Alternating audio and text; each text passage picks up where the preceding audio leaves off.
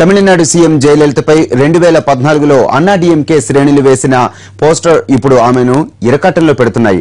కావేరీ జల వివాదం రగులుతున్న వేళ కర్ణాటక ప్రజలకు ఆ పోస్టర్ ఓ అస్త్రంగా మారింది. ఇందుకు ఏమిటా పోస్టర్, ఏమా కథ? ఒక పోస్టర్ అమ్మను ఇరకాటంలో పడేసిందే. కావేరీ కాగుతున్న వేళ వర్రీ మొదలైందే.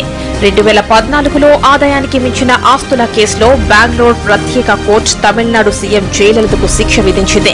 జయ బెంగళూరు జైల్లో ఉన్నప్పుడు అన్నాడీఎంకే శ్రేణులు తమిళనాడులో అనేక ఆందోళనలకు దిగాయి. కొందరైతే అమ్మను ఆకట్టుకునేందుకు ఏకంగా కావేరీని ఉంచుకో, అమ్మను మాకిచ్చేయి అంటూ కర్ణాటక ప్రజలను ఉద్దేశించి పోస్టర్స్ వేసి అందులో కావేరీ వివాదాన్ని ముడిపెట్టారు.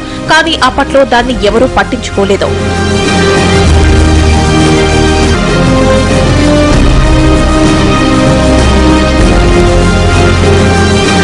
తాజాగా కావేరీ జల వివాదం రాజుకోవడంతో ఇప్పుడు ఆ పోస్టర్ ను తెరపైకి తెచ్చారు కర్ణాటక ప్రజలు.